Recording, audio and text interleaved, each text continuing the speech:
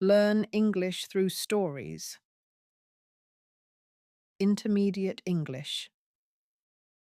The necklace. A single necklace changed her life forever. Learn English through this famous short story, retold in clear, simple language. Improve your vocabulary, reading, and listening skills while enjoying a dramatic tale. Dreams of luxury. Mathilde Loisel was a woman who dreamed of a life she didn't have. Though charming and lovely, she felt she was born for luxury. Her simple apartment, with its worn chairs and plain curtains, was a constant source of sorrow. She longed for grand halls, expensive silks, and the admiration of high society, a world she felt was her rightful place. A modest husband. Her husband, a modest clerk, was quite content with their life. He would often exclaim with delight over a simple homemade stew, a pleasure Mathilde could not understand.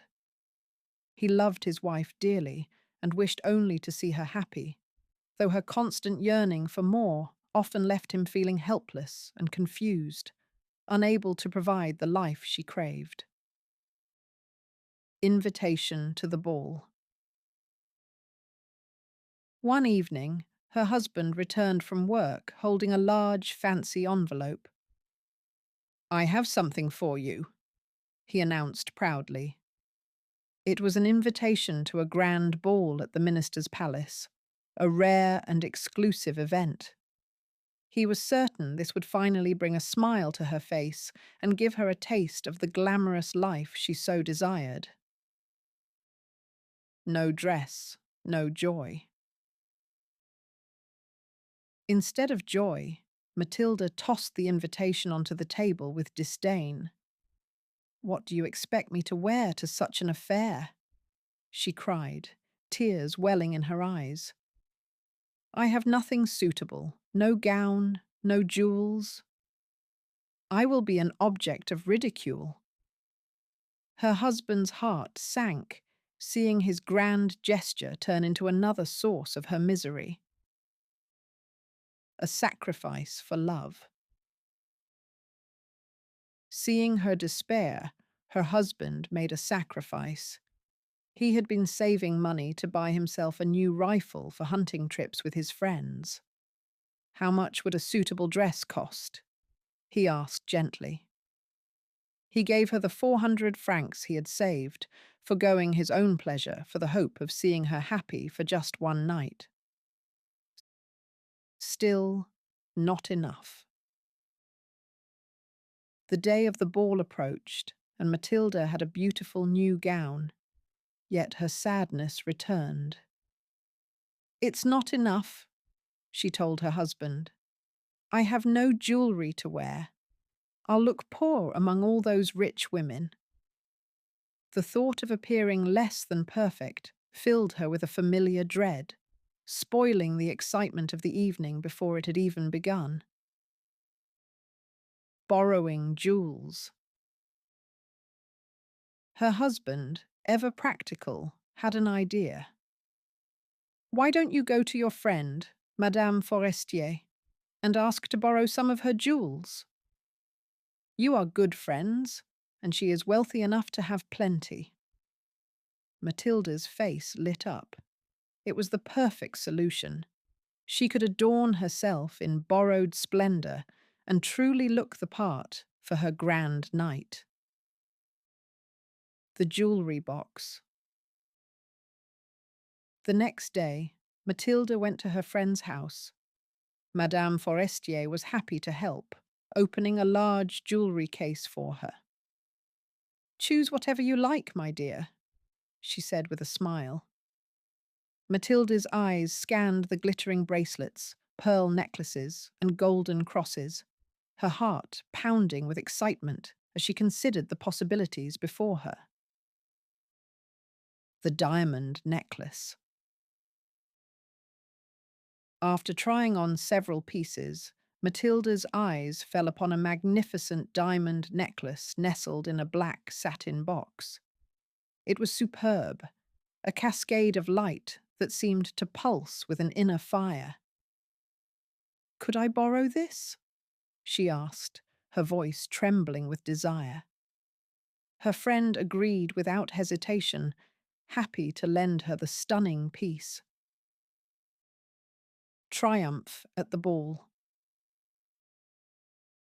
At the ball, Matilda was a triumph. She was the prettiest woman there, elegant, gracious, and smiling, lost in a cloud of happiness. All the men stared at her, asked her name, and wanted to be introduced.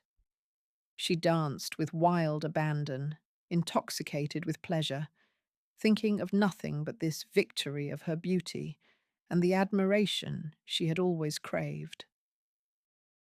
The night ends. The magical evening ended at 4 in the morning. Her husband, who had been dozing in a side room, it's threw a modest wrap over her shoulders, poverty clashing with her ball gown. They walked out into the cold night, searching for a carriage to take them home through the deserted streets of Paris, the magic of the night slowly fading. The necklace is gone. Back in their apartment, Matilda stood before the mirror for one last look at herself in all her glory. Suddenly, she uttered a cry. The necklace was no longer around her neck. It was gone. A wave of cold terror washed over her.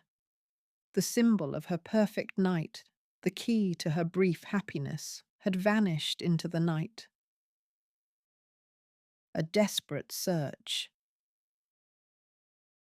Her husband, already half undressed, was frantic.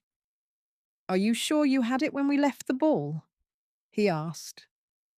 He rushed out of the apartment, retracing their steps all the way back to the minister's palace, searching the streets and gutters in the faint morning light. But his desperate search revealed nothing. The necklace was truly lost.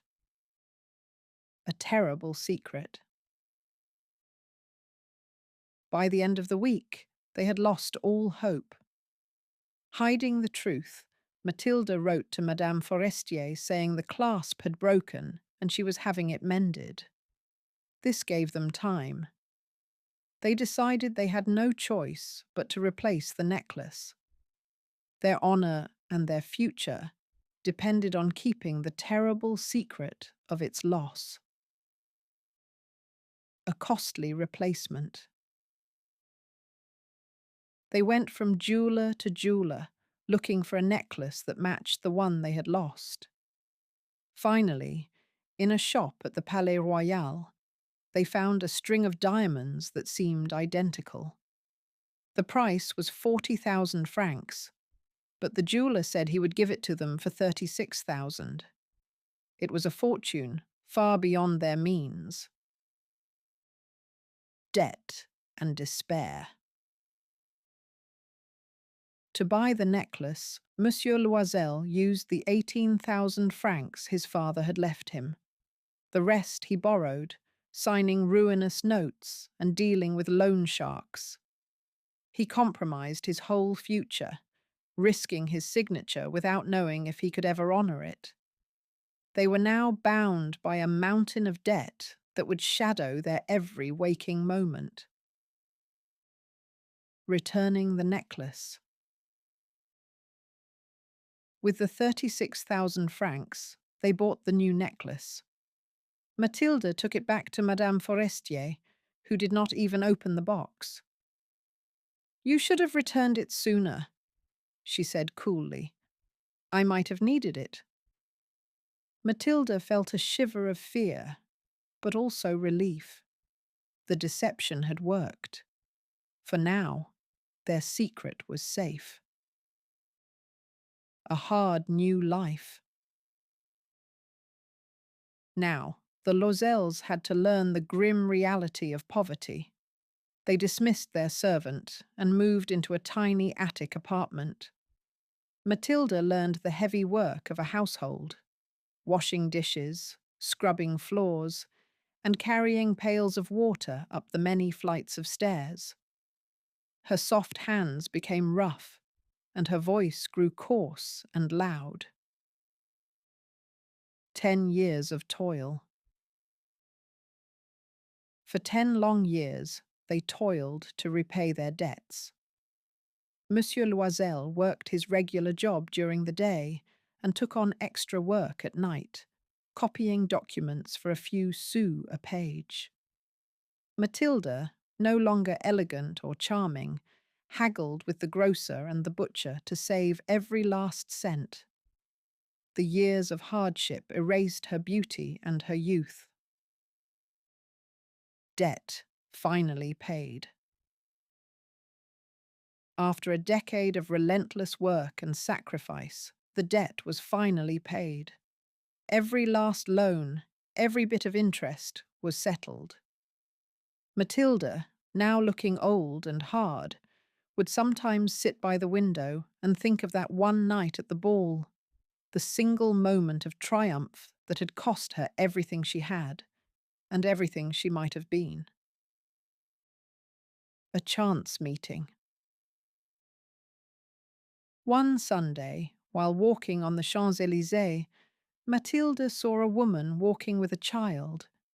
It was Madame Forestier, still young, still beautiful, still charming. Mathilde's heart pounded. After all these years, should she speak to her? Yes, she decided. The debt was paid. She could finally tell her the truth about what had happened. A painful revelation. Mathilde approached her. "Good day, Jeanne." Madame Forestier did not recognize the coarse, aged woman before her. "But, madame, I do not know you." "I am Mathilde Loisel." Her friend uttered a cry of astonishment. "Oh, my poor Mathilde, how you have changed!" It was a shock to see the ghost of the woman she once knew. Telling the truth. "Yes, I have had some hard days since I saw you, and much misery," Mathilde explained, "and all because of you." She then told the whole story: the lost necklace, its replacement, the terrible debt, and the 10 years of poverty it took to pay for it. She spoke with a sort of proud, simple joy at having finally conquered her hardship. The necklace was fake. Madame Forestier, deeply moved, took both of Mathilde's hands. "Oh, my poor, poor Mathilde. Why, my necklace was a fake. It was made of paste." She looked at her friend with immense pity, the truth hanging in the air between them. It was worth at most 500 francs. The years of sacrifice had been for nothing. The hard lesson. Mathilde's life is a warning about pride and vanity. Her wish to appear rich and beautiful blinded her to the simple joys she already had. Because she did not tell the truth, she and her husband suffered 10 long years of hard work. In the end, their sacrifice was wasted, for the necklace was worth nothing. What about you? Have you ever chased appearances only to discover the cost was greater than you expected? Thanks for watching. Don't forget to like, comment, subscribe, and share for more fun English lessons.